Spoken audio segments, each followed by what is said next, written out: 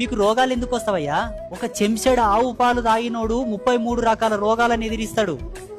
ఒక చెంచాడు ఆవు నెయ్యి తిన్నోడు 300 రకాల రోగాలను కాళ్ళ కిందేసి తొక్కి పడతాడు. ఒక గ్లాసెడు మజ్జిగ తాగినోడు 700 రోగాలను తిప్పి కొడతాడు. ఒక కప్పు పెరుగు తిన్నోడు 1000 రోగాలను తిప్పి కొడతాడు. తెలుసా మీకు? అది కేవలం ఆవు పాలు, ఆవు నెయ్యి, ఆవు పెరుగుతో చేసిన మజ్జిగ, ఆవు పెరుగుతోనే ఆ ఫలితం ఉంటది. అందుకే పంచ అమృతాలు అన్నారు.